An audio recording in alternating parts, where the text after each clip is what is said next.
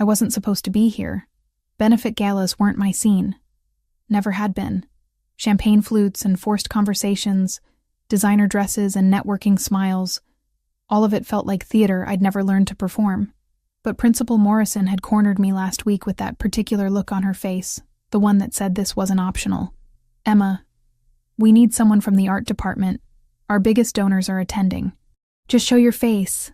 Talk about the program. Make them feel good about writing checks." So here I stood in the grand ballroom of some Manhattan hotel, whose marble floors probably cost more than I'd earn in a decade. My black dress was 6 years old, bought for a college interview I'd bombed spectacularly. The flats on my feet were sensible because heels felt like voluntary torture. Around me, women glittered in jewelry that could pay off student loans. Men wore watches worth small cars. And I tried not to look as uncomfortable as I felt. My fingers found the necklace at my throat. They always did when I was nervous. Simple silver chain, small anchor pendant worn smooth from 15 years of anxious touching. I'd had it so long I barely remembered not wearing it. Sometimes I caught myself reaching for it in the shower, forgetting I'd taken it off. "Ms. Reeves?" I turned to find Principal Morrison approaching with a silver-haired man in an expensive suit. Everything about him screamed money and power, from his Italian leather shoes to the platinum watch on his wrist. "This is Richard Castellano, board member of the Fontanelli Foundation. They're considering a major grant for our program." I shook his hand and slipped into teacher mode. The version of myself that could talk passionately about art therapy and creative expression, even while my mind counted the minutes until I could leave. He asked questions about our curriculum, our student demographics, our success stories. I answered honestly because I believed in what we did, even if I hated doing it surrounded by this much wealth. "You're quite dedicated," he said after several minutes. "The foundation appreciates educators who genuinely care. I just want kids to have outlets I didn't have at their age." Difficult childhood? The question was too personal for a fundraiser, but his tone was kind enough that I answered. "Complicated, but art helped. Still does. Well, let me introduce you to our director. He makes the final decisions on grants." Castellano gestured across the ballroom. "He's young, but don't let that fool you.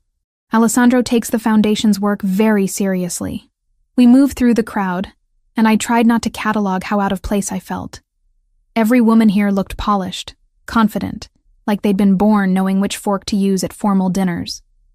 I'd grown up in foster care until the Reeves adopted me at 4, then we'd fled to Boston when I was 10 for reasons my parents never fully explained.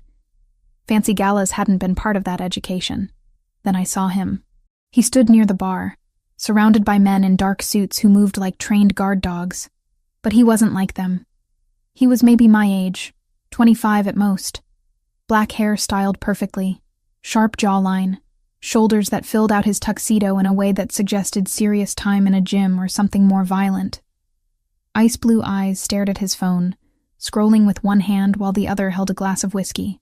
Something about him made my chest tighten. Not attraction, though he was objectively attractive. Something deeper, more unsettling. Like my subconscious recognized something my conscious mind couldn't place. Castellano was still talking. "Alessandro oversees our educational initiatives personally. He believes strongly in giving back to communities that need it most." Alessandro. The name felt heavy in my mind, significant in a way I didn't understand. Then he looked up. His eyes found mine across the crowded ballroom and the world tilted. I couldn't breathe, couldn't look away. Those eyes, that exact shade of blue. I'd seen them before. I knew I had. But where? When? His gaze dropped from my face to my throat, to the necklace. Every muscle in his body went rigid. The phone in his hand went dark. The whiskey glass trembled slightly in his grip. For 3 seconds that felt like hours. He just stared at the anchor pendant resting against my collarbone. Then he moved. Not walked. Moved. Like a predator who'd spotted something that belonged to him, cutting through the crowd without seeming to notice the people who stepped hastily out of his way. The men in suits followed, but stopped when he raised one hand in a sharp gesture. I should have run. Every instinct I'd developed from years of surviving foster care screamed at me to turn and leave immediately, but my feet wouldn't cooperate. He stopped directly in front of me, close enough that I had to tilt my head back to meet his eyes. Up close, he was even more intimidating.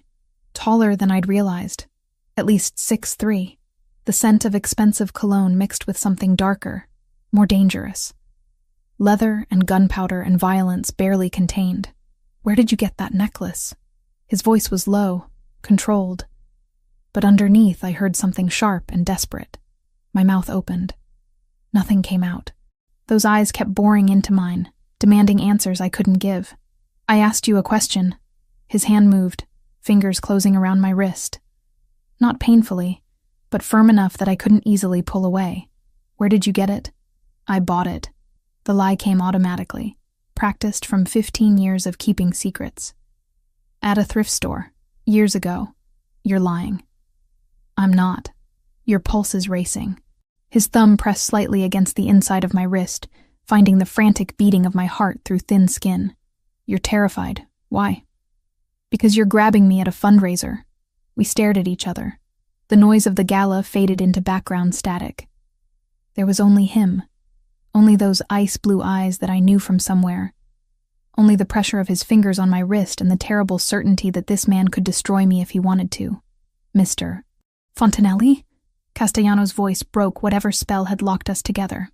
Alessandro's fingers loosened but didn't immediately release me. When they finally did, my wrist burned where he'd touched me, like his fingerprints had been branded into my skin. "Richard." Alessandro's voice was perfectly controlled now, betraying nothing. "You were introducing me to someone?" "Ms. Emma Reeves. She teaches art at PS 118 in Brooklyn." Brooklyn. The word hit me like a physical blow. Alessandro's eyes sharpened. "Brooklyn," he repeated softly. "How interesting. Why was that interesting?" Why did the name of a borough make his expression shift from controlled fury to something calculating? "I'll be in touch," Alessandro said, still looking at me. "About the grant."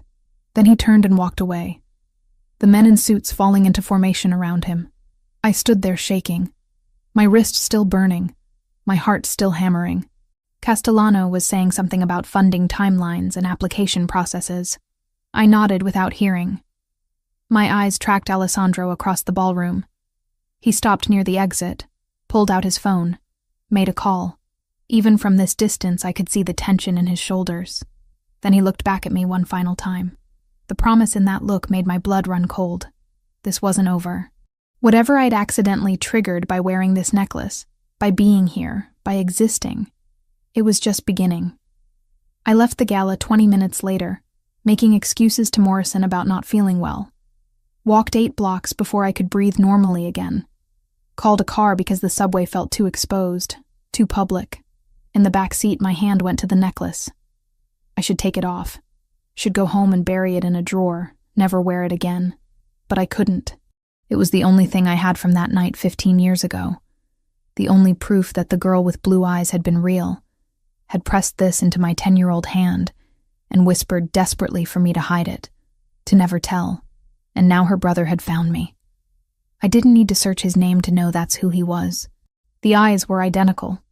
The same impossible shade of blue I'd seen dimming in a warehouse in Red Hook when I was 10 years old, when I'd watched a girl my age die in a pool of blood and promised her I'd keep her secret.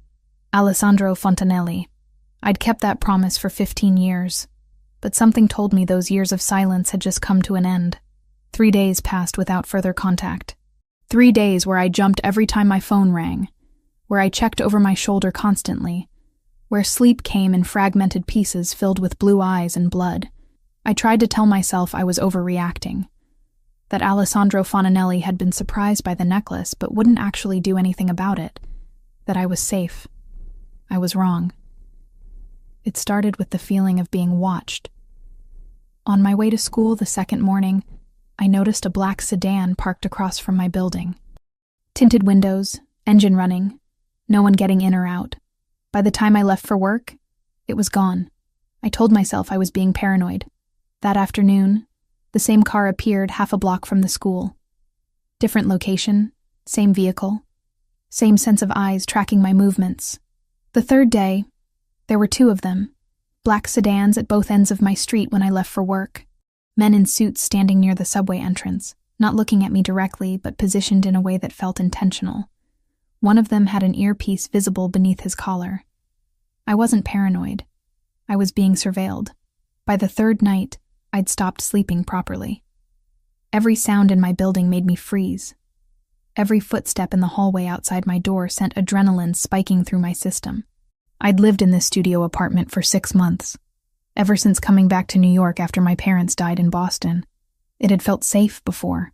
Now it felt like a trap. I got home from school around 6, arms full of student artwork that needed grading. Unlocked my door, stepped inside, reached for the light switch. Someone was already sitting in my apartment. The scream died in my throat when I saw who it was. Alessandro Fontanelli sat in my desk chair, perfectly still in the darkness, hands folded in his lap. He wore a dark suit that probably cost more than 3 months of my rent. His ice blue eyes tracked my movement as I stood frozen in the doorway. "Close the door," he said quietly. My hand found the doorknob behind me. Every instinct screamed to run, to get out, to go anywhere but here. But where would I run? He'd found my apartment, had somehow gotten inside, had been waiting for me. Running wouldn't help. I closed the door. The click of the lock felt final. "How did you get in?" That's not the question you should be asking. Then what is? You should be asking how long I've known where you live, how much I know about you, and why you're still breathing when you've been lying to me. He stood in one fluid movement, towering over me even from across the small space. Emma Catherine Reeves, 25 years old. Born in Brooklyn, adopted by Michael and Jennifer Reeves at age 4. Lived in Brooklyn Heights until August 15th, 2010. Then your family relocated to Boston. Quickly. No job transfer, no family emergency. Just packed up and left within 2 weeks. My blood turned cold. You investigated me. Of course I investigated you. You're wearing my dead sister's necklace and lying about where you got it. He took a step closer. But here's what I can't figure out. Why did your family run to Boston on August 15th, 2010? That's 2 weeks after my sister was murdered in a warehouse in Red Hook. That's 2 weeks after a 10-year-old girl was executed, and the only witnesses were the killers. I don't know what you're talking about. More lies. Another step. Your heart is racing again. You're terrified. Because you do know. You know exactly what I'm talking about. He pulled his phone from his pocket, unlocked it, held it up so I could see the screen.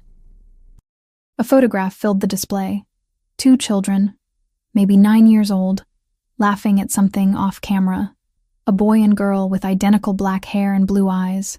The girl wore the necklace I was wearing now. This was my sister, Bianca. We were twins. This was taken a month before someone shot her 3 times in an abandoned warehouse and left her to die. His voice was steady, but underneath I heard something breaking. She was wearing this necklace when she died. It was a gift from me. I made it myself, saved for months to buy the pendant, had it attached to sterling silver. There's no other one like it in the world. I couldn't look away from the photograph. The girl's face, frozen in happiness, laughing at something she couldn't have known would be her last summer. Those blue eyes so full of life. So, I'll ask you one more time, Emma. Where did you get that necklace? My legs gave out. I slid down the wall until I was sitting on the floor, arms wrapped around my knees. 15 years. I'd kept this secret for 15 years. Never told anyone, not even therapists my parents sent me to after we moved. Never spoke about that night, about what I'd seen, about the promise I'd made. But now her brother was standing in my apartment with evidence I couldn't deny, and the walls I'd built around that memory were crumbling. I was there, I whispered. Alessandro went completely still. What? I was there that night, in the warehouse. I saw everything. The words kept coming now. 15 years of silence breaking like a dam. I was hiding. I didn't mean to be there. I ran away from home and I was just trying to find somewhere safe to sleep, and I ended up in that warehouse and then they came. He moved closer, slowly, like approaching a wounded animal. Crouched down in front of me so we were at eye level. Tell me everything. So I did. I told him about my adoptive father drinking, about the fight that night, about running away at 10 years old with nowhere to go, about finding the abandoned warehouse in Red Hook, about hiding under a tarp-covered table in the upstairs office. about waking up to the sound of cars pulling up outside. I heard footsteps on the metal stairs. I stayed hidden, but I could see through a gap in the tarp, could see into the main warehouse space through the office window. My voice shook, but I kept going. There was a man. Older, silver hair. He was carrying a little girl. She was crying, asking for her dad. He kept telling her it was okay, that they'd be with her dad soon, that she was safe. Alessandro's breathing changed. Franco Sassolini, my father's advisor. I don't know his name, but he seemed kind. He set her down behind some crates, told her to stay quiet. Then the others came. 3 men. 2 of them were speaking another language, Italian maybe. The third one had an accent, different from the others. Hispanic, and he had a tattoo. I closed my eyes, pulling up details I'd tried to forget. A snake. Green and black, going from his collar up his jaw. Very detailed. What happened then?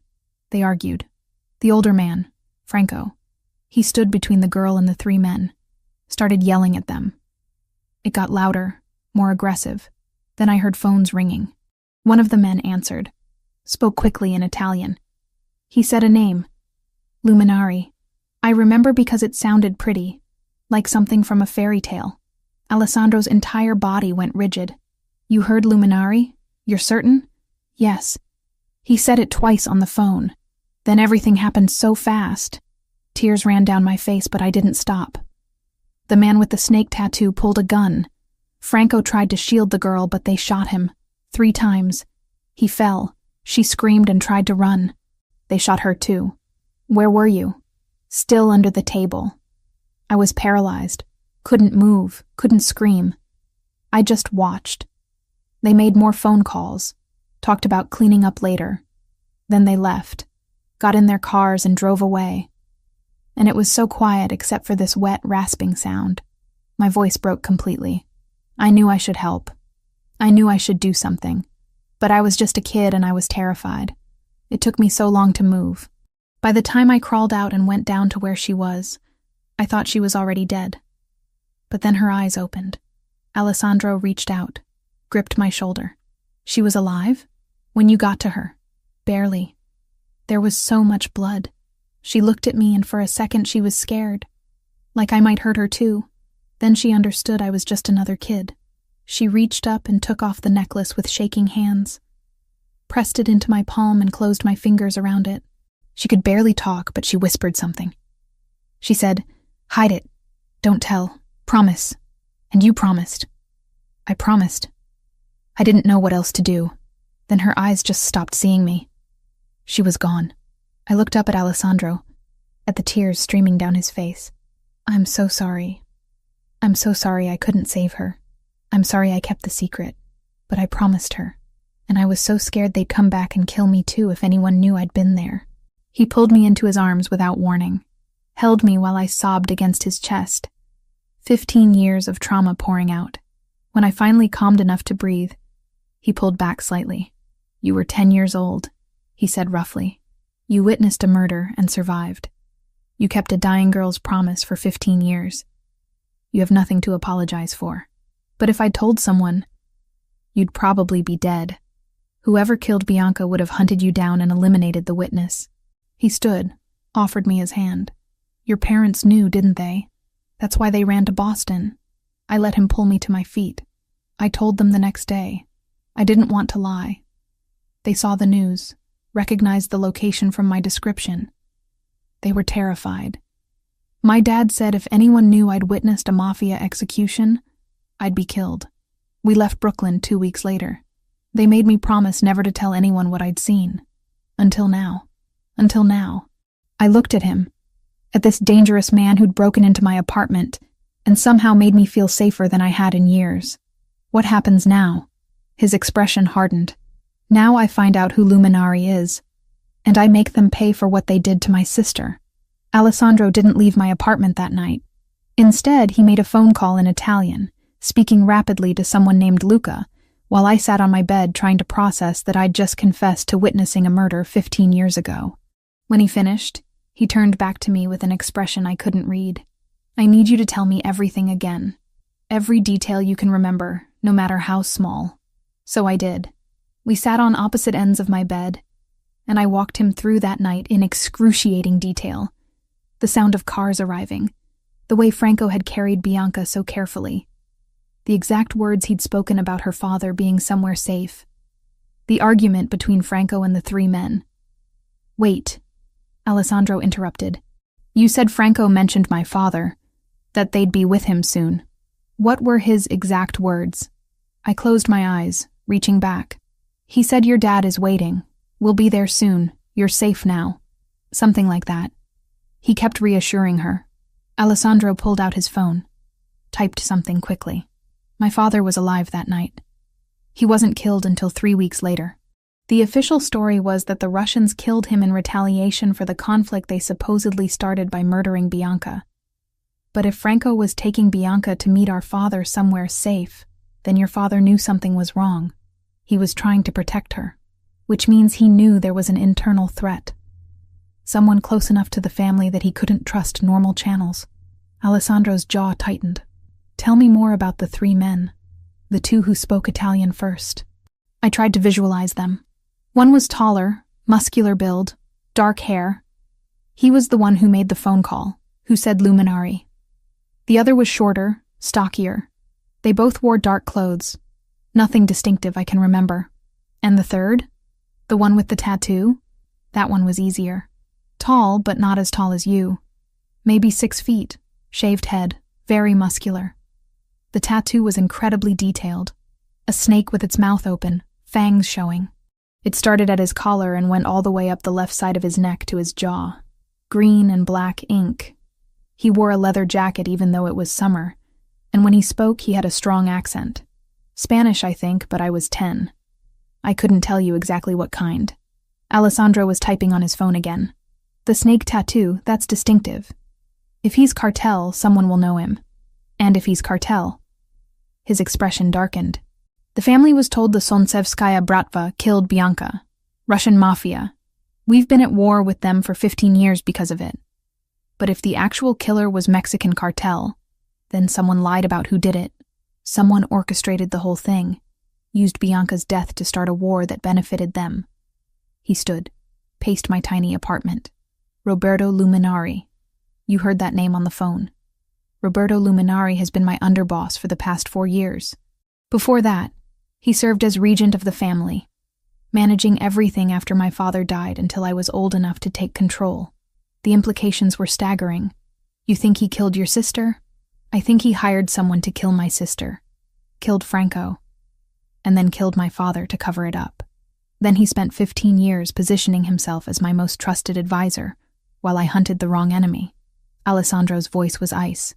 And now you're the only person who can prove it. Fear spiked through me. What does that mean? It means you're in danger. If Roberto finds out you exist, that you witnessed the murder, he'll eliminate you. He's kept this secret buried for 15 years. He won't let one witness destroy everything he's built. But no one knows I was there. I've never told anyone except my parents, and they're dead. I found you in 3 days, Emma. If I could track you down using basic information, Roberto can too. Especially now that he knows I'm interested in you. Alessandro stopped pacing, looked at me directly. Those men following you? That was me. But now Roberto knows I'm investigating something. He'll want to know why. And when he digs into your background, he'll find the same things I did. 10-year-old girl, family fled Brooklyn 2 weeks after the murder. Same time frame, same neighborhood. My hands started shaking. So what do I do? You come with me. Now. Tonight. I'll put you somewhere safe while I investigate Roberto, while I find proof of what he did. I can't just leave. I have a job, responsibilities. You'll be dead within 48 hours if you stay here. The bluntness made me flinch. He wasn't trying to scare me. He was stating a fact, something he understood from years living in a world I'd only glimpsed from the shadows. I'll handle your job. He continued. Family emergency, need immediate leave, perfectly understandable. Your principal won't question it. But Emma, I'm not giving you a choice here. You're coming with me whether you agree or not, because you're the key to everything. The only living witness to my sister's murder. The only person who can identify the killers and confirm Roberto's involvement. I should have argued. Should have fought for my independence, my right to make my own decisions. But looking at Alessandro's face, at the determination and barely controlled fury, I understood something fundamental. This wasn't about me anymore. This was about a 10-year-old girl who'd bled out on a warehouse floor while her brother searched for answers. This was about justice 15 years delayed. Okay, I said quietly. I'll go with you. Relief flickered across his face, quickly masked. Pack a bag. Enough for a week. Clothes, toiletries. Anything you can't live without. While I moved around my small apartment gathering things, Alessandro made more phone calls. I heard him giving orders in clipped tones, arranging security, setting up protocols. When I emerged from the bathroom with my toothbrush and medications, he was standing by the window looking down at the street. There's a car parked at the end of the block that wasn't there when I arrived, he said without turning around. Black sedan. Engine running. Could be nothing. Could be Roberto's people already moving. My blood ran cold. Already? He's not stupid. He's survived this long by being paranoid and proactive. Alessandro finally turned to face me. Ready? I looked around my apartment. 6 months of trying to build a life in the city where I was born. Trying to find some connection to the place my parents had fled from so urgently. Now I was leaving again. Running again. Because of the same night that had forced us out the first time. Ready? I lied. We took the back stairs. Alessandro moved with practiced ease through my building, clearly having scouted it before breaking in earlier. At the ground floor, a different door than the main entrance, he held up a hand to stop me, pulled out his phone, checked something, then pushed the door open. A black SUV waited in the alley, windows tinted, engine running. The driver was a massive man with a shaved head and a scar bisecting his left eyebrow. He nodded to Alessandro. Vincent, any problems? 2 men watching the front entrance. They haven't moved in 20 minutes. Want me to handle them? No. We leave quietly. If they follow, lose them. If they try to intercept, eliminate the threat. Alessandro opened the back door, gestured for me to get in. Emma, this is Vincent. He's been with me for 8 years. You're safe with him. I climbed into the SUV, Alessandro following. The interior smelled like leather and gun oil. As Vincent pulled out of the alley, I caught a glimpse of 2 men in suits standing near the front of my building, exactly where Alessandro had said. One of them spoke into a radio as we passed. They've made us, Vincent said calmly. Lose them. What followed was the most terrifying 10 minutes of my life. Vincent drove like he'd trained for this, weaving through Brooklyn streets with precision that suggested military or law enforcement background. Twice I saw cars behind us attempting to follow. Twice Vincent outmaneuvered them with turns that shouldn't have been possible. Finally, we merged onto the highway heading toward Manhattan. No one followed. We're clear, Vincent confirmed. Alessandro's hand found mine in the darkness, squeezed once. You did well. Most people panic. I'm panicking now, I admitted. I know, but you're doing it quietly, which is what matters. His thumb traced circles on the back of my hand, a gesture that should have been comforting, but felt charged with something else. Emma, I need you to understand what you're walking into. My world isn't safe. It's not clean or simple. The people I deal with, the things I have to do to maintain control, they're not pretty. You're warning me about violence? I watched your sister die when I was 10 years old. This is different. This is choosing to be part of it instead of accidentally witnessing it. I'm not choosing to be part of your world, I said. I'm choosing not to die. There's a difference. He almost smiled. Fair enough. We drove the rest of the way in silence. Manhattan rose before us, towers of glass and steel glittering in the night. Vincent navigated to a building in Midtown that screamed wealth, pulling into an underground garage secured by gates and armed guards. Welcome to my home, Alessandro said as we got out. For the foreseeable future, it's yours too. The private elevator took us directly to his penthouse. When the doors opened, I stepped into a space that belonged in architectural magazines. Floor-to-ceiling windows overlooking the city, furniture that was more art than function, lighting that seemed to come from everywhere and nowhere. It was beautiful and intimidating, and completely alien to someone who'd spent most of her life in modest apartments and foster care bedrooms. The guest room is this way. Alessandro guided me down a hallway. Private bathroom, everything you should need. If something's missing, tell me and I'll have it delivered. The guest room was bigger than my entire studio apartment. King bed with sheets that looked expensive, a desk, a closet that could fit 3 times the wardrobe I owned. Through another door, a bathroom with marble floors and a shower big enough for 4 people. Get some rest, Alessandro said from the doorway. We'll talk more in the morning about what happens next. Alessandro? He turned back. Thank you. For protecting me. Even though I'm just a stranger who happens to have information you need. His expression softened slightly. You're not just information, Emma. You were there with my sister in her last moments. You kept her promise for 15 years. That means something. To me, that means everything.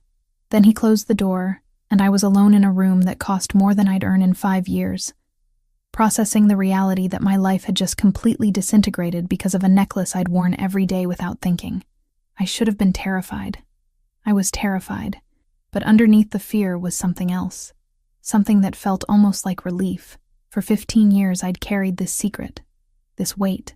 Now someone finally knew. Someone who understood what it meant, who could finally give Bianca the justice she'd deserved. Whatever came next, at least I wasn't carrying it alone anymore. I woke to sunlight streaming through floor-to-ceiling windows, disoriented for a moment about where I was. Then memory crashed back. Alessandro. The penthouse. Running from men who wanted me dead because I'd witnessed a murder 15 years ago. I checked my phone. 7:30 in the morning. 14 missed calls from Principal Morrison, and 3 texts asking where I was. My stomach twisted with guilt. But what could I say? Sorry, can't come in, hiding from the Mafia. When I finally worked up the nerve to leave the guest room, I found Alessandro in the kitchen area. He'd changed from last night's suit into dark jeans and a gray Henley that emphasized his build. Coffee mug in hand, phone pressed to his ear, speaking rapid Italian to someone. When he saw me, he ended the call. Morning. There's coffee and I had breakfast delivered. Help yourself.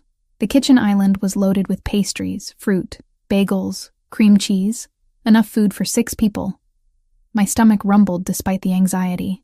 I need to call my principal, I said, pouring coffee. She's worried. Already handled. Luca called this morning, told her you had a family emergency and needed immediate leave. She approved 2 weeks. Luca, my second in command. He's been with me since I took control of the family 4 years ago. Alessandro watched me doctor my coffee with cream and sugar. How'd you sleep? Barely. You? Same. I've been working on identifying your snake tattoo friend since 4 this morning. He pulled out a tablet, swiped to an image. Is this him? I looked at the photo. A man with a shaved head and neck tattoo, exactly as I remembered. The snake's fangs visible even in the grainy surveillance shot. My breath caught. That's him. That's the man who shot Bianca and Franco. Alessandro's expression went cold and satisfied simultaneously. His name is Javier Castillo, freelance sicario who works primarily for the Cartel de Sinaloa, based in Tijuana but travels for high-value contracts. He's wanted in 3 countries for murder, trafficking, and weapons charges. How did you find him so fast? I have contacts who specialize in this kind of information.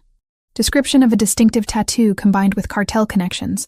Timeline from 2010, it was enough. He swiped to another image, this one a dossier with details in Spanish and English. According to my sources, Castillo did several jobs in New York between 2009 and 2011, then nothing in this region for over a decade. Because Roberto didn't need him anymore, I said quietly. Once Bianca and your father were dead, the job was done. Exactly. Alessandro set the tablet down. But this gives us proof. A cartel sicario killed my sister, not Russian mafia. Which means someone hired him and lied about who was responsible. Which means Roberto orchestrated everything. I forced myself to eat a bagel, needing something in my stomach. What was Franco doing that night? Why was he taking Bianca somewhere? That's what I've been trying to piece together. Franco Sassolini was my father's most trusted advisor. They'd known each other for 30 years. If my father sent Bianca away with Franco, it was because he'd identified a serious internal threat. Alessandro pulled up another document on the tablet. I had Luca pull council records from July and August 2010. There was a meeting scheduled for August 3rd, 2 days after Bianca died. The agenda item was listed as disciplinary review for unauthorized external contracts. Someone was doing business they weren't supposed to. My father was planning to bring formal charges against someone in the family, someone high-ranking enough that it required council approval for punishment. He met my eyes. Roberto was underboss even then, my father's second in command.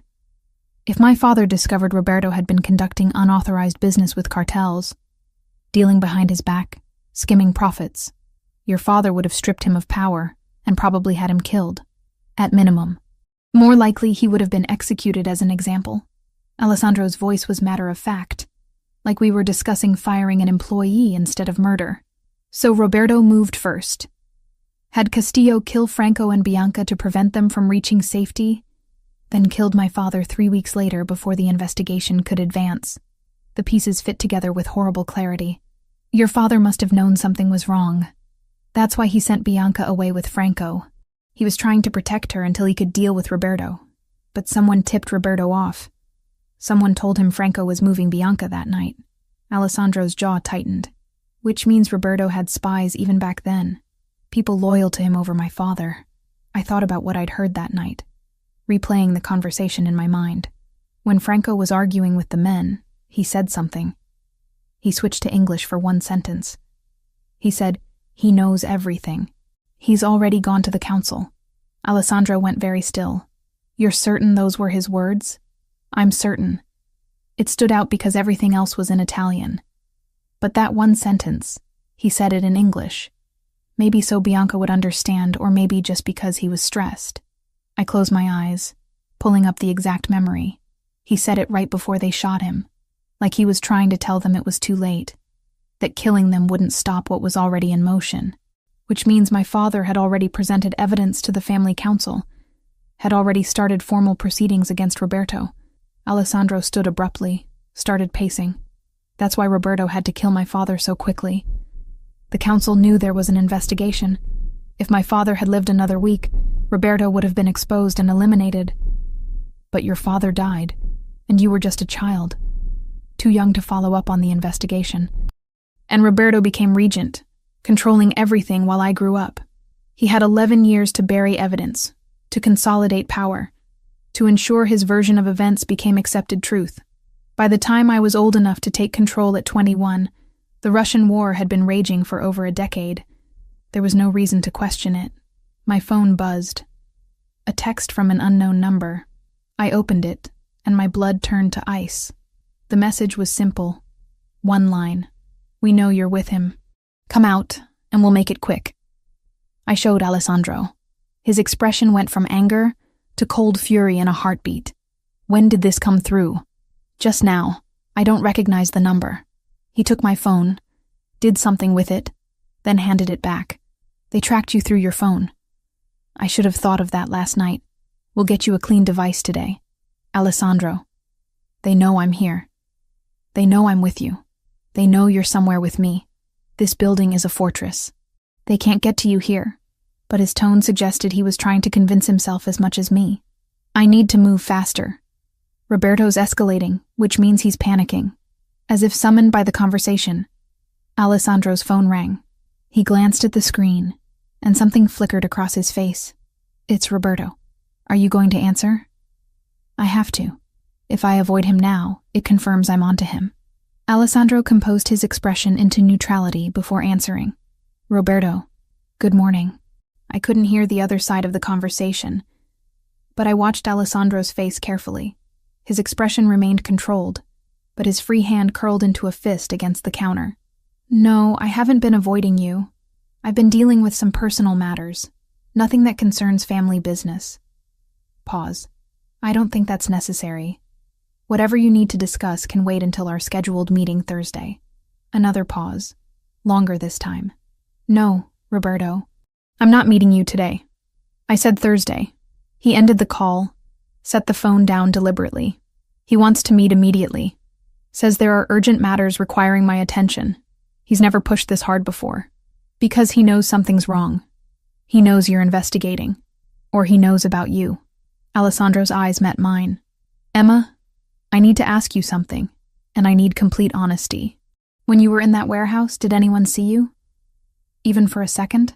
Any chance one of those men knew there was a witness? I thought back, replaying every moment. I don't think so.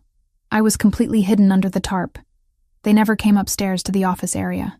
After they left, it was several minutes before I moved. By then they were gone.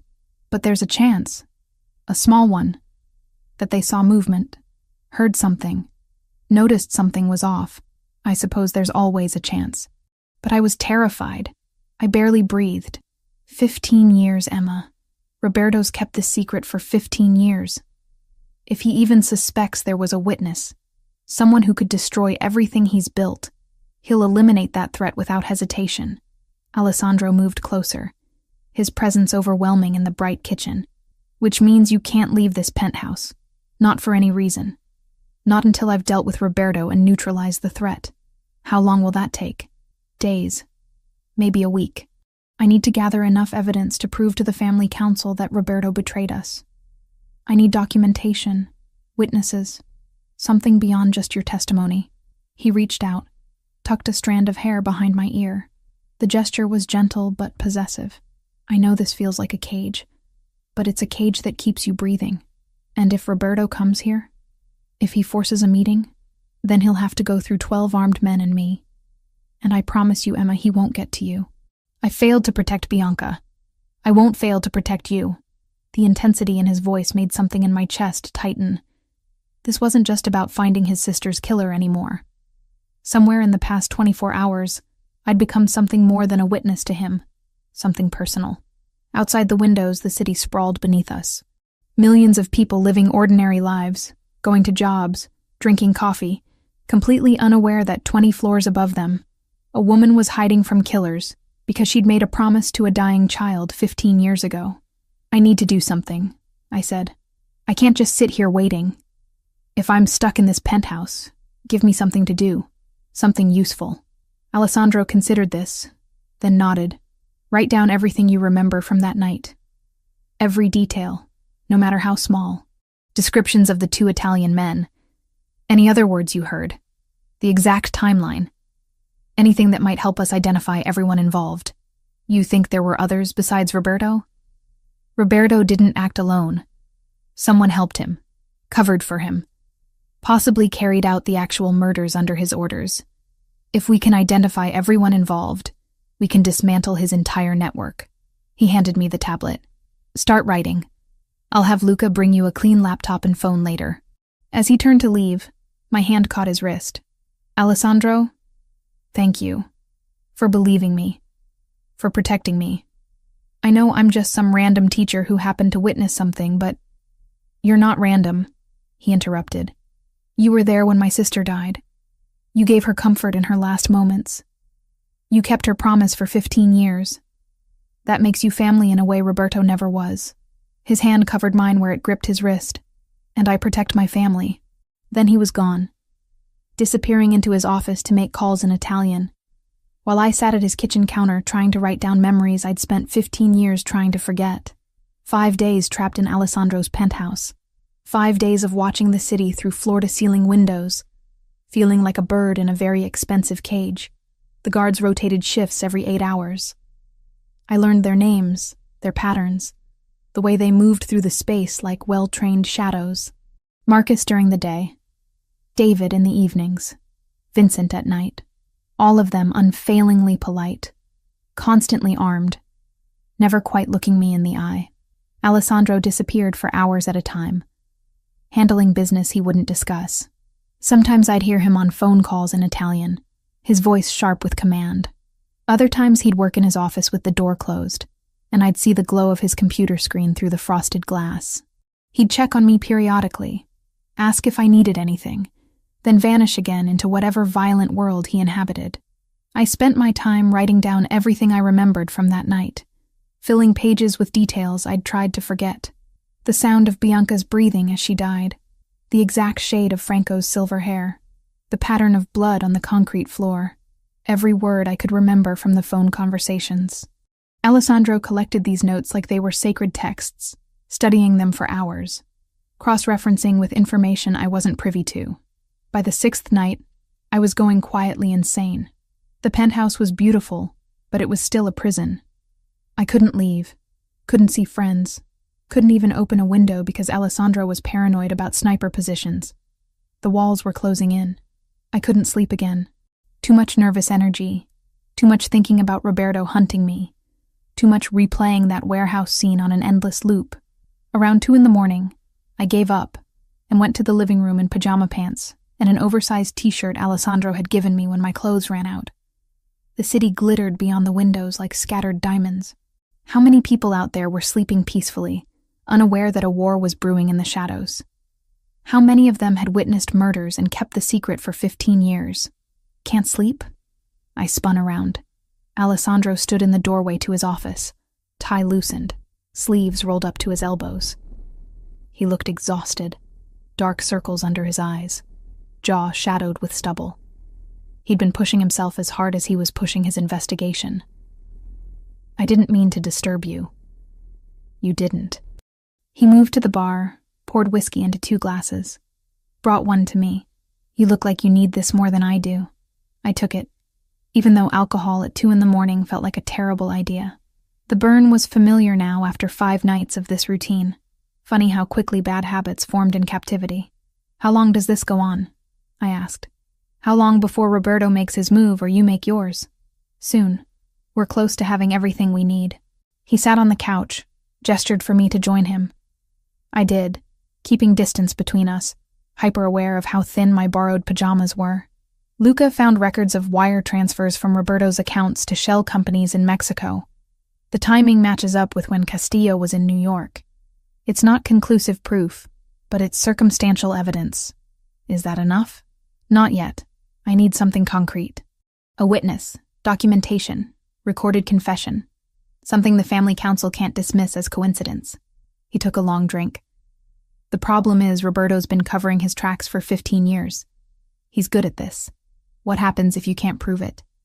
Do I just hide here forever? No. If I can't prove it through evidence, I'll handle it another way. His expression went cold. But that's messier. It raises questions, creates instability. I'd prefer to do this cleanly. I knew what he meant by handle it another way. Murder. Plain and simple. And the casual way he discussed it reminded me that no matter how gentle he'd been with me, Alessandro Fontanelli was still a mafia boss. Violence was his language. Tell me about her, I said instead. About Bianca. What was she like before that night? He was quiet for so long I thought he wouldn't answer. Then, she was everything I wasn't. Soft where I was hard. Kind where I was cold. We were twins, but we couldn't have been more different. His fingers traced the rim of his glass. She cried when she saw hurt animals, would bring home strays even though my father forbade it. She'd sneak them into her room, hide them until our mother inevitably found out. Your father was strict? He ran a criminal organization. Strict doesn't begin to cover it, but with Bianca he was different, softer. She was the only person who could make him laugh genuinely. Alessandro set his glass down, stood, crossed to a bookshelf, pulled down a silver-framed photograph, brought it back to me. The image showed 2 children around 9 years old, a boy and girl with identical black hair and blue eyes, arms around each other, laughing at something off camera. The girl wore the necklace I'd had on at the gala. Joy radiated from both their faces. That was taken at our birthday party, a month before she died. She'd just beaten me at chess for the first time. Wouldn't stop gloating about it for weeks.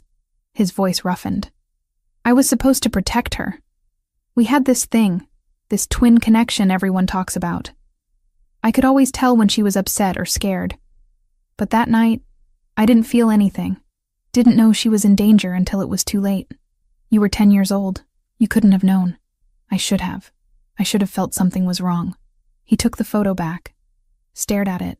After she died, that connection just went silent. Like part of me died with her. I spent years trying to feel it again, trying to find some sense of her still existing somewhere. But there was nothing. Just absence. I moved closer without thinking. Driven by impulse I didn't fully understand. She made me promise to survive. Those were practically her last words. To hide the necklace, to never tell, and to survive. I think she knew she was dying and she wanted someone to live. Even if she couldn't. Alessandro's eyes met mine. You kept that promise. For 15 years you survived.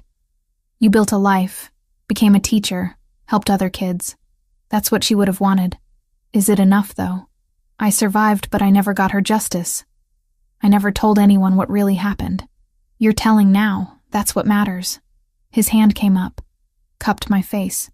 The touch was gentle but electric. Emma, I need you to understand something. You're not just a witness to me. You're not just a piece of evidence in my investigation. Then what am I? You're the last person who saw my sister alive. The last person who heard her voice, who felt her touch. You're a connection to her I thought I'd lost forever. His thumb traced my cheekbone. And you're someone who's been carrying this trauma alone for 15 years, because you were brave enough to keep a dying girl's promise. The air between us felt charged. I should have moved back, maintained distance, remembered that this man was dangerous no matter how gently he touched me. But I didn't. Instead, I leaned into his palm, felt the warmth of his skin against mine. Alessandro. His phone rang, shattering the moment. He pulled back, answered it with clipped efficiency. I only caught fragments. Luca's name, something about council archives. Then Alessandro's expression changed completely, shifting from controlled warmth to predatory focus.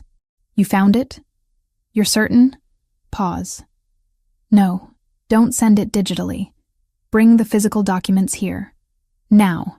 He ended the call, looked at me with something like triumph. Luca found what my father presented to the family council in July 2010. Formal accusations against Roberto with documented evidence of unauthorized cartel dealings, skimming operations, and betrayal of family interests. That's what you needed.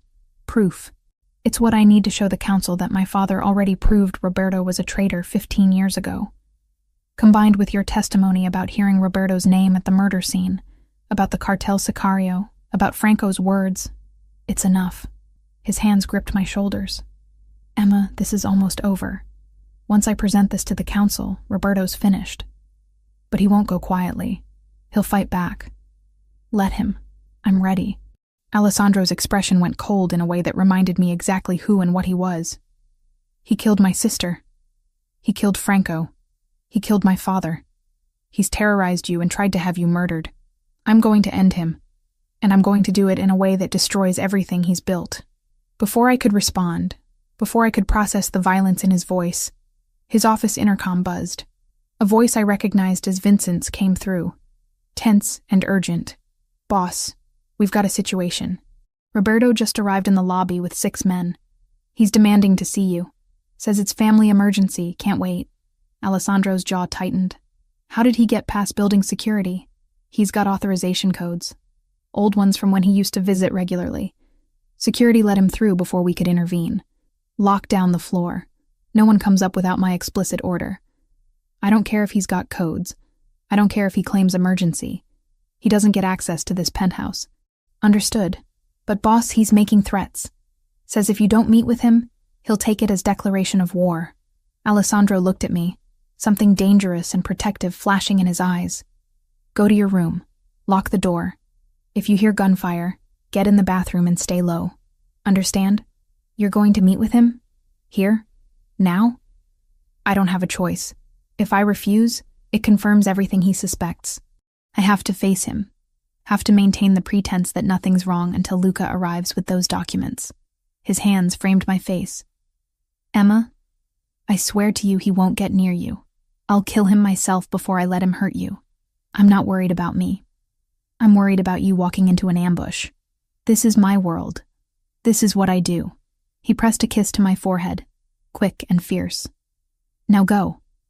Lock the door. Don't come out until I tell you it's safe. I wanted to argue. Wanted to tell him this was insane. That meeting with Roberto while tensions were this high was suicide. But the look in his eyes stopped me. This wasn't just about strategy or safety. This was about facing the man who'd destroyed his family. This was personal. So I went to my room like he ordered, locked the door, stood with my ear pressed against the wood, listening to the sounds of the penthouse. Footsteps, voices too muted to make out words. The elevator chiming, and waited for the gunfire I was certain would come. I couldn't stay in the room like Alessandro ordered. Call it stupidity or survival instinct. But I needed to know what was happening. If gunfire started, if something went wrong, I wasn't going to die trapped in a bedroom without knowing why. I crept to the door, unlocked it as quietly as possible, eased it open just enough to slip through. The hallway leading from the guest wing to the main living area was dimly lit. I could hear voices now, clearer. Alessandro's controlled baritone and another voice. Older, smoother. You've been avoiding me, Alessandro. That's not like you. I've been busy, Roberto. Handling personal matters that involve hiding school teachers in your penthouse. That kind of personal. My blood turned cold. He knew. Of course he knew. I moved closer, keeping to the shadows, until I could see into the living room. Roberto Luminari stood near the windows, hands clasped behind his back like a professor delivering a lecture. He looked nothing like I'd imagined. Silver hair perfectly styled, expensive suit, wire-rimmed glasses that gave him an intellectual air. He could have been anyone's grandfather, not a man who'd murdered children. 6 men stood behind him in a loose semicircle. All of them had the look of professionals, hands near concealed weapons, eyes constantly scanning. Alessandro's guards were positioned strategically around the room. At least 8 that I could see, probably more hidden. The tension was explosive. I don't know what you're talking about, Alessandro said evenly. Don't insult my intelligence. You disappeared a woman from her apartment 6 days ago. Emma Reeves, 25, substitute teacher. The same woman you showed unusual interest in at that fundraiser. Roberto turned from the window, smile never reaching his eyes. Want to tell me why you're so fascinated with a nobody school teacher? That's my business. Everything you do is family business. You're not just Alessandro Fontanelli anymore. You're the boss. Your actions affect all of us. Roberto moved closer, unthreatening, but deliberate. So I'll ask again. Why are you hiding her? What does she have that's worth risking political stability? Nothing that concerns you. But it does concern me, because I've done research on Ms. Reeves. Very interesting background. Born in Brooklyn, adopted young, lived in Brooklyn Heights until August 2010. Then her family fled to Boston within 2 weeks. No job transfer, no explanation, just ran. August 2010. That was the same month sweet little Bianca died. Same neighborhood, too. What a remarkable coincidence. Alessandro's expression didn't change, but his hand moved slightly toward his weapon. The guards all tensed simultaneously. Careful with accusations, Roberto. I'm not accusing anyone of anything. I'm simply observing interesting patterns. Roberto spread his hands in a gesture of reasonableness. A 10-year-old girl witnesses a traumatic event. Her family runs away to protect her. 15 years later, she shows up wearing a very distinctive necklace. And suddenly you're investigating things that were settled long ago. Makes a man wonder what she saw that night. You're reaching. Am I? Because from where I stand, it looks like you've found a witness. Someone who can contradict the accepted version of events from 15 years ago. Someone who might have information that could be dangerous to certain people. Roberto's mask of civility cracked slightly. Where is she, Alessandro? Somewhere you'll never find her. Is she listening right now? Hiding in one of your guest rooms? Roberto raised his voice. Emma, sweetheart, if you can hear me, you should know Alessandro can't protect you forever. Eventually, you'll have to leave this penthouse. And when you do, my people will be waiting. I pressed my back against the wall, fighting the urge to run. He was baiting me, trying to draw me out or scare me into making mistakes. She's not your concern, Alessandro said coldly. She's absolutely my concern. She's a threat to family stability, to our understanding of past events, to certain arrangements that have been in place for 15 years. Roberto's voice hardened. I know what she is, Alessandro. I know what she saw, and I know you're using her testimony to build a case against me. Then you know I have proof you're a traitor." The words hung in the air like a death sentence. Roberto's pleasant facade shattered completely. "Traitor, I'm the one who held this family together after your father's death. I'm the one who raised you, who taught you everything you know about leadership. I earned my position through years of loyal service.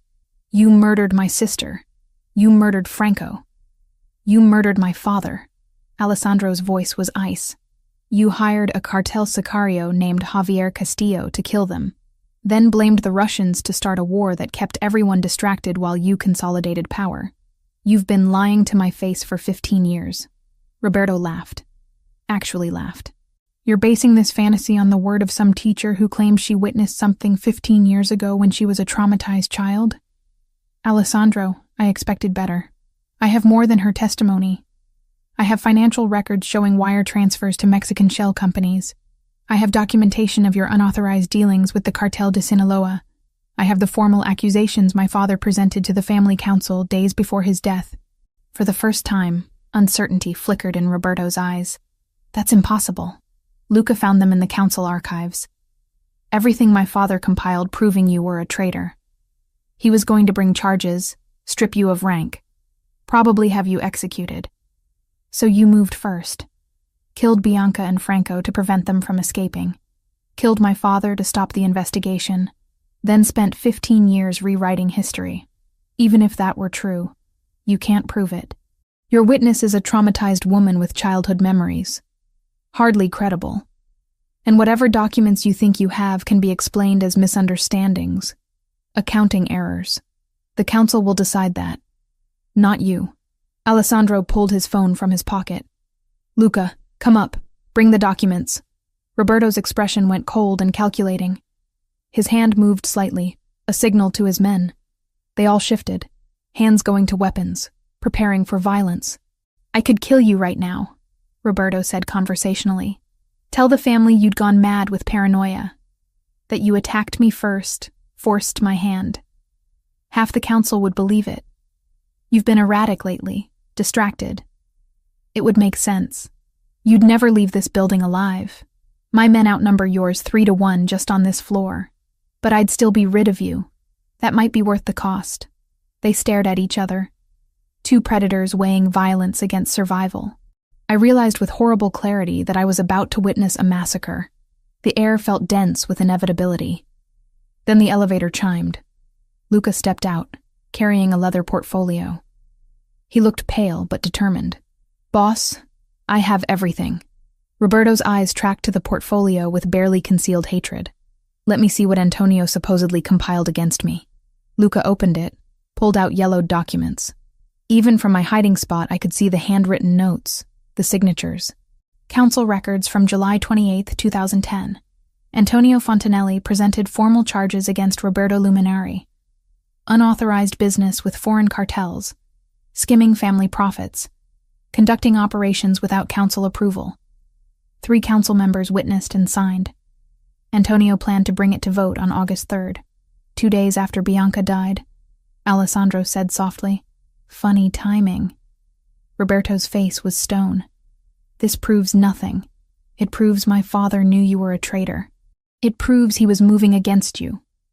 It proves you had motive to kill him and anyone who might support his accusations." Alessandro took the documents from Luca. "Combined with Emma's testimony about hearing your name at the murder scene, about the cartel sicario, about Franco's words, it's enough. The council will vote to strip your rank and authorize execution. The council won't believe the word of some frightened teacher over 15 years of loyal service. They'll believe her when she describes Javier Castillo in perfect detail, when she tells them about the snake tattoo, about the Spanish accent, about you being named specifically by the killers. They'll believe her when they cross-reference her testimony with these documents and realize everything lines up perfectly." Roberto's pleasant mask vanished entirely, replaced by cold fury. "You self-righteous little bastard. You think you're better than me? I built this empire while you were playing with toys. I made the hard decisions your father was too weak to make. I gave you a throne to inherit. You murdered my 10-year-old sister. There's no justification for that. She was collateral damage. Franco was taking her away before I could explain myself to your father. I needed time to negotiate, to make him understand my methods. But Franco panicked, and the situation escalated. Roberto's voice turned bitter. Your father was obsolete, too soft, too bound by outdated traditions. The family needed strength. I provided it. The confession hung in the air. I covered my mouth to keep from gasping. Alessandro moved with sudden violence. His fist connected with Roberto's jaw, sending the older man staggering. Roberto's guards reached for weapons, but found themselves staring down 24 red laser sights from Alessandro's men, positioned throughout the penthouse. Lower your weapons, Alessandro commanded, or you all die where you stand. Slowly, reluctantly, Roberto's men complied. Alessandro hauled Roberto up by his collar, slammed him against the window hard enough I heard it crack. You killed my sister. You killed Franco, who was loyal to my father for 30 years. You killed my father and made me call you mentor for 15 years while you lied to my face about everything. Alessandro's voice was deadly quiet. You destroyed my family. And for what? Power? Money? Pride? Roberto spat blood. For survival. For the future of this organization. Your father would have run us into the ground with his sentimentality. He would have led with honor, something you know nothing about.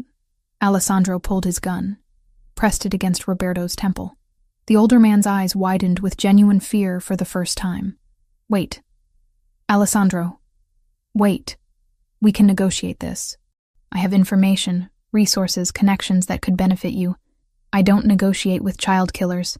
That witness of yours. She's still vulnerable. My people know about her. Even if you kill me, they'll finish the job. She'll never be safe. Alessandro hit him again, then again. Roberto crumpled to the floor, face bleeding, glasses shattered. Her name was Bianca, my sister, your victim. Say her name. Alessandro, please. Say it. Bianca, Roberto sobbed. Her name was Bianca, and I had her killed because she was in the wrong place. And Franco, and your father. I did it all to protect what I'd built. I'm sorry. I'm sorry. Sorry isn't enough. The gunshot was deafening in the enclosed space. Roberto's body jerked once, then went still. Blood spread across the white marble floor like dark wine, pooling around his head. I couldn't move. Couldn't breathe. I'd just watched Alessandro execute a man in cold blood. Watched him pull the trigger without hesitation, without remorse. The man who'd been gentle with me, who'd kissed my forehead an hour ago, had just become a killer right before my eyes. Alessandro stood over the body for a long moment. Then he turned, looked directly at my hiding spot in the shadows. Our eyes met across the distance. Emma. I ran. Back to the guest room, slamming the door, locking it even though I knew it wouldn't keep him out if he wanted in. Collapsed on the bed, hands over my ears like I could unhear that gunshot. Unsee the blood spreading across expensive marble. Footsteps approached. A soft knock. Emma. Let me in. Go away. Please. You killed him. You just shot him in the head in your living room. He deserved it. That's not justice. That's execution. In my world, they're the same thing. His voice was steady through the door, no hint of regret. He murdered 3 people. He destroyed my family. He tried to have you killed. What did you expect? That I'd hand him over to the police? I pressed my palms against my eyes, trying to block out the image of Roberto's body on the floor. I knew what you were. I knew you were dangerous. But seeing it, watching you pull that trigger, it's different. It makes it real. Silence. Then quietly, I know, and I'm sorry you had to see it, but Roberto needed to die, and he needed to know exactly why before the end.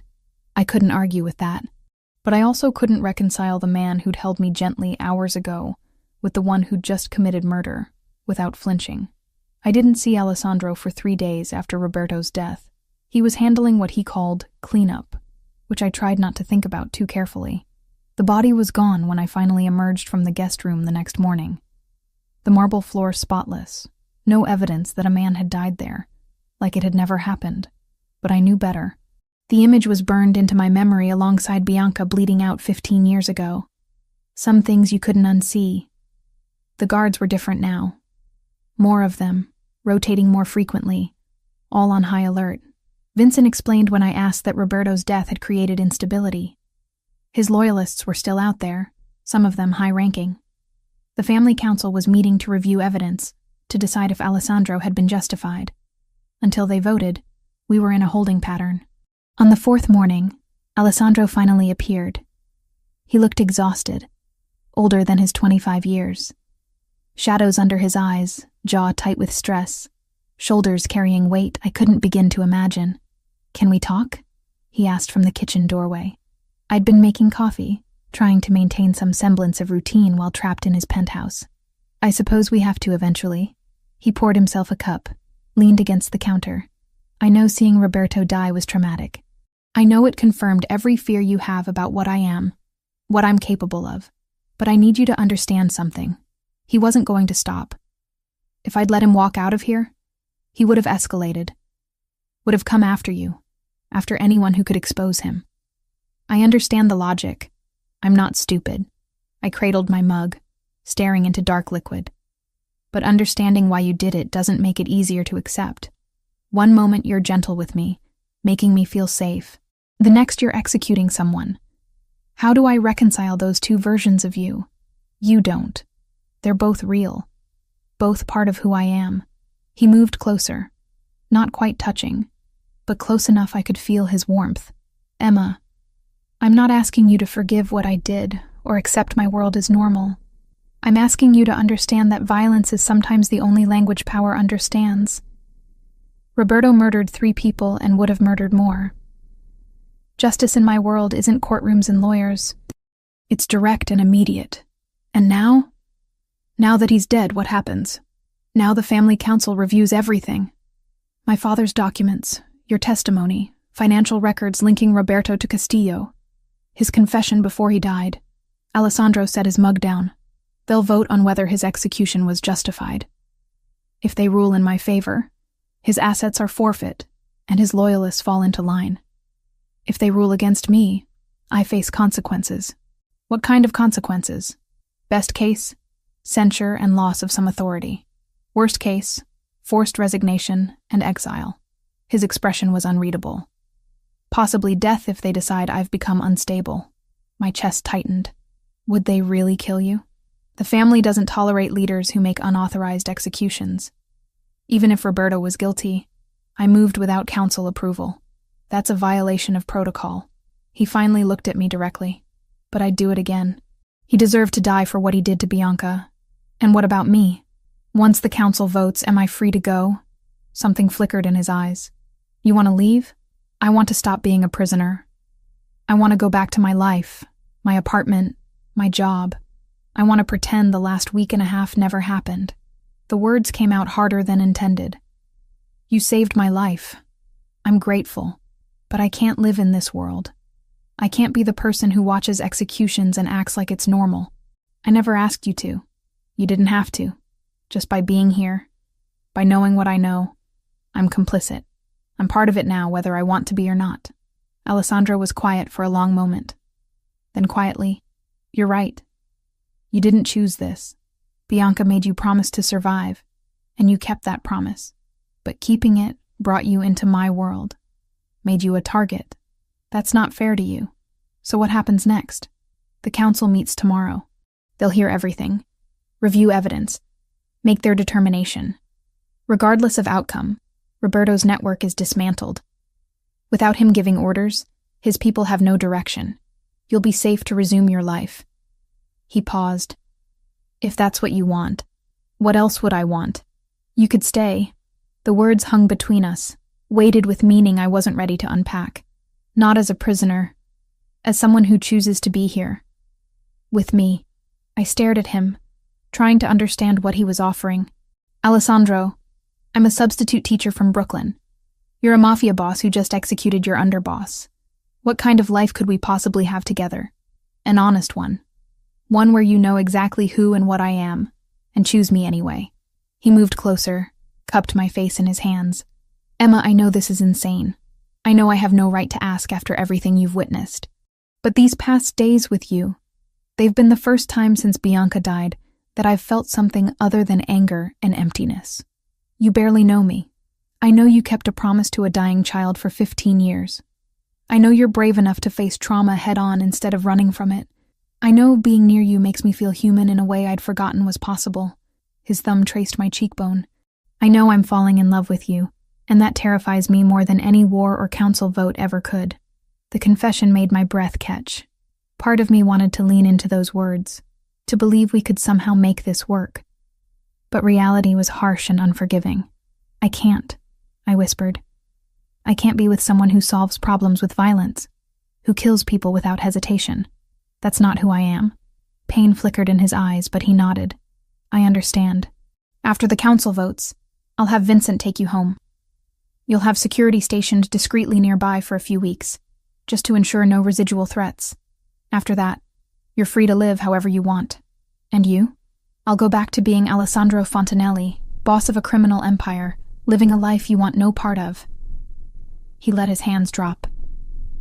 But I'll never forget that you were there with my sister when she died, that you gave her comfort in her last moments.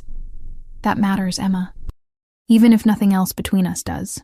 He turned to leave, but I caught his wrist. Alessandro, wait. I need you to know something. These feelings, whatever this is between us, it's not one-sided. When you touch me, when you look at me like I matter, I feel something I haven't felt since my parents died. Like I'm not alone anymore. Then why are you pushing me away? Because I'm terrified. Terrified of your world, of the violence, of losing myself in something I can't control. I watched my parents live in fear for 15 years because of one night. I can't do that to myself. Can't choose a life where danger is constant, and death is always one decision away. Alessandro pulled me into his arms, held me tight against his chest. I could hear his heart beating, strong and steady despite everything. I wish I could promise you safety. I wish I could be someone other than what I am. But I can't lie to you. Not after everything. My world is dangerous. It always will be. And anyone close to me lives with that reality. I know. I pulled back enough to look at him. That's why I have to leave. Not because I don't care about you. Because I care too much to watch you become more of what killed Bianca. You think I'll end up like Roberto? I think violence breeds violence. I think the more you kill, the easier it becomes. I think eventually you'll stop seeing people as human and start seeing them as obstacles or threats. I touched his face gently. And I think you deserve better than that. Better than becoming the thing you hate. He kissed me then, fierce and desperate, like he was trying to memorize the taste of me before I disappeared.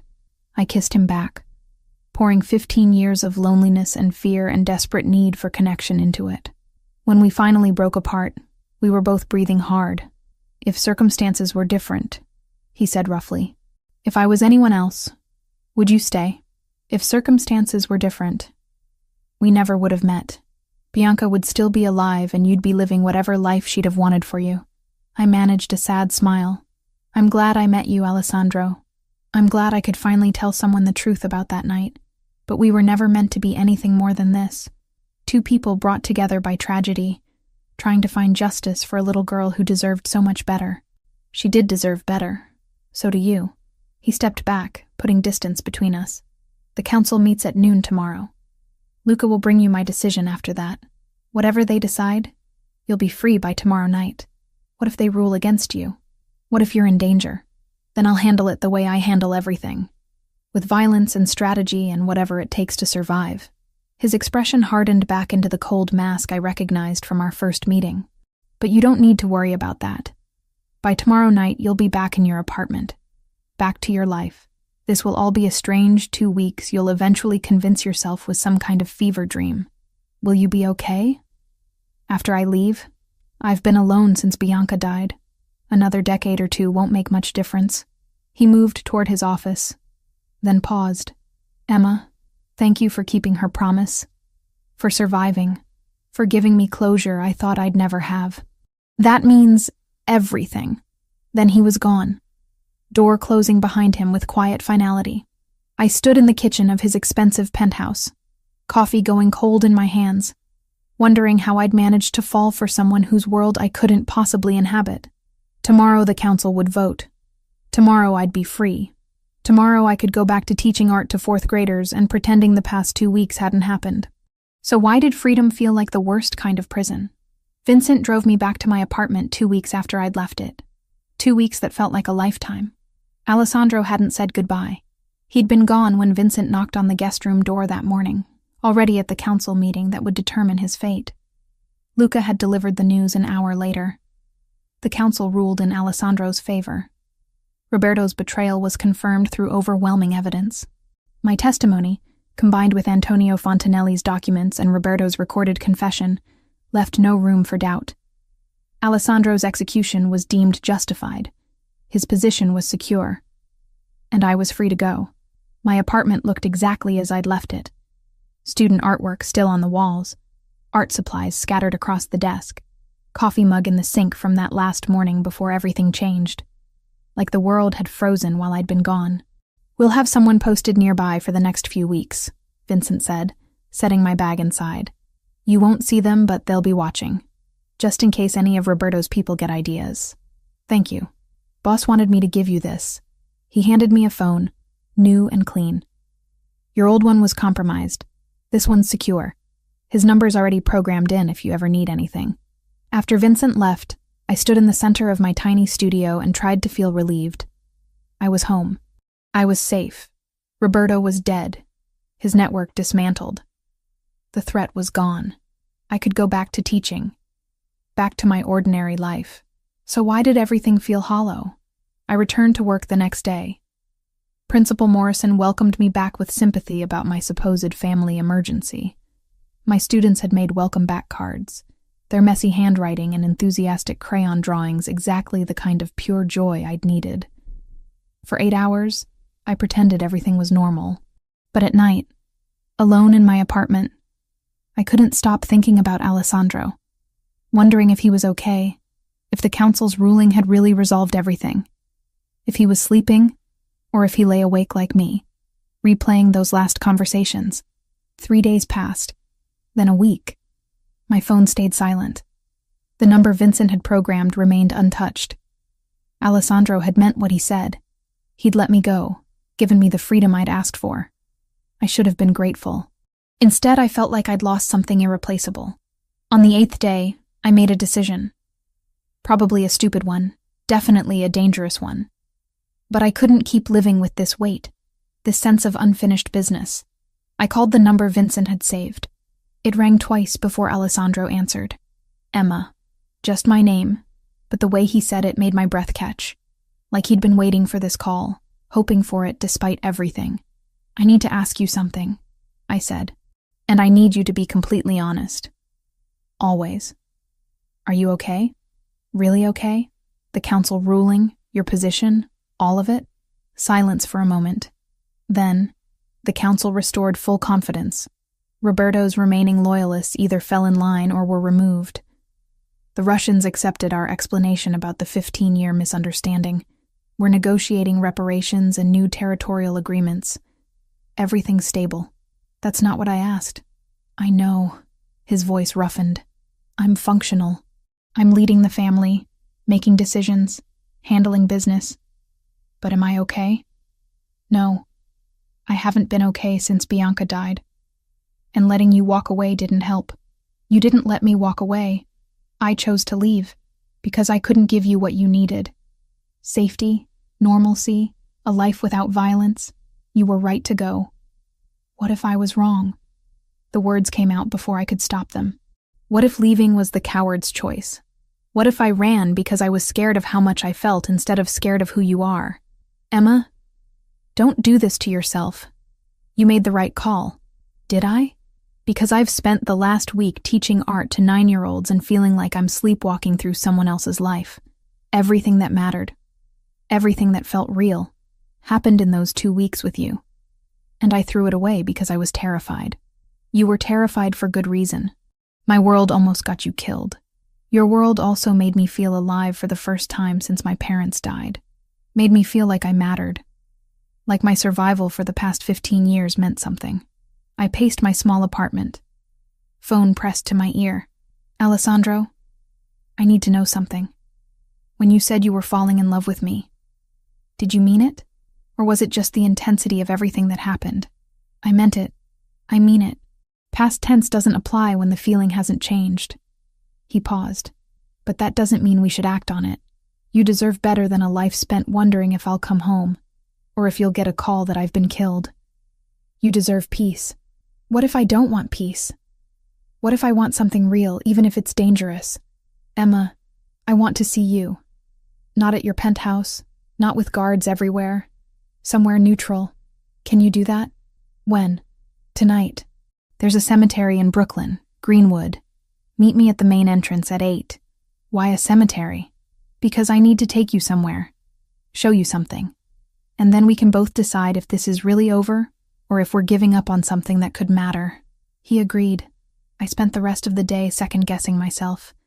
But by 7:30, I was in a car heading to Greenwood Cemetery. The grounds were officially closed, but Alessandro had connections that could open anything.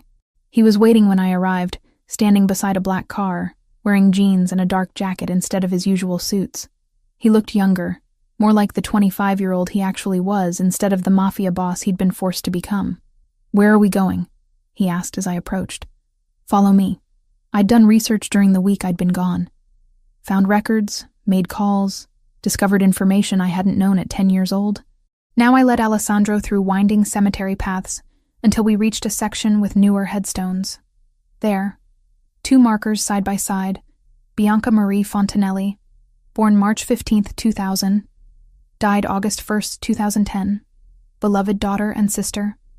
Franco Giovanni Sassolini, born June 8, 1960, died August 1, 2010, loyal friend and protector.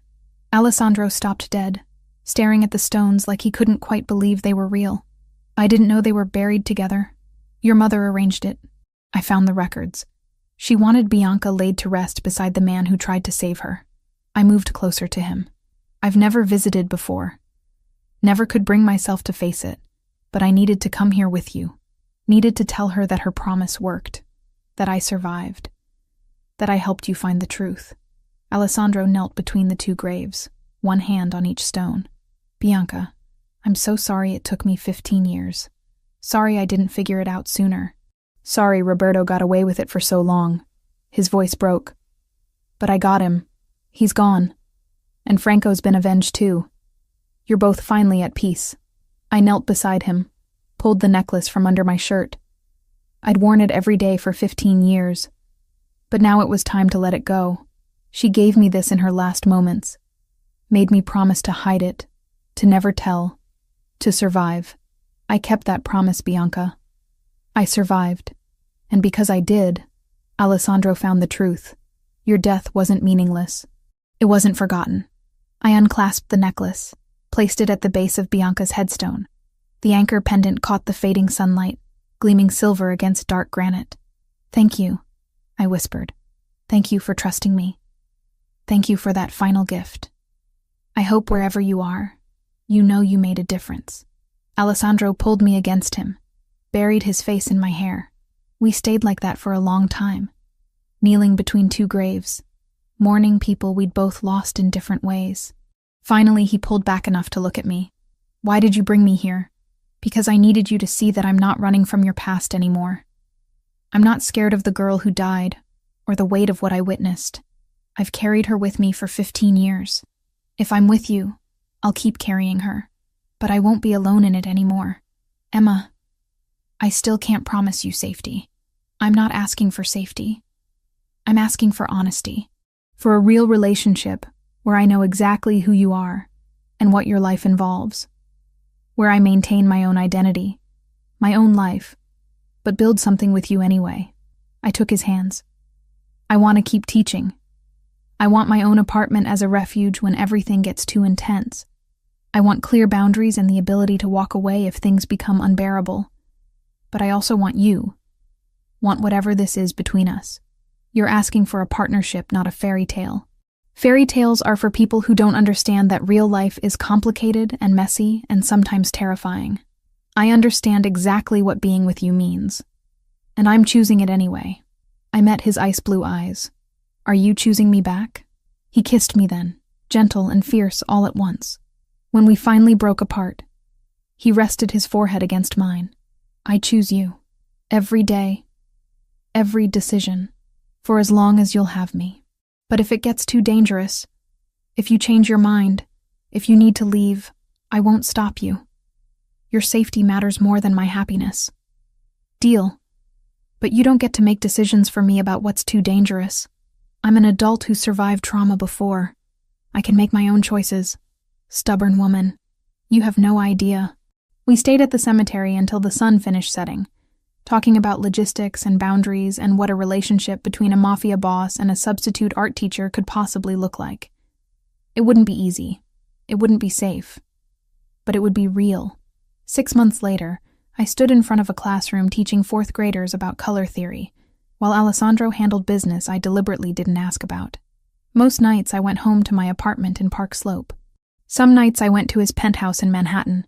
We'd found a rhythm that worked, a balance between his world and mine. And once a month, we visited Greenwood Cemetery together, brought flowers, told Bianca stories about our lives, thanked her for the promise that had brought us together. She'd asked me to survive 15 years ago. I'd done more than that. I'd lived, and I'd found someone who understood that surviving and living weren't always the same thing, but both were worth fighting for. The anchor necklace remained at her grave, returned to its rightful owner, but the promise remained with me, woven into everything I'd become. Some people are brought together by chance, others by tragedy. Alessandro and I were brought together by a 10-year-old girl's final wish, a 15-year-old secret, and the desperate human need to believe that even in darkness, justice and love could somehow survive.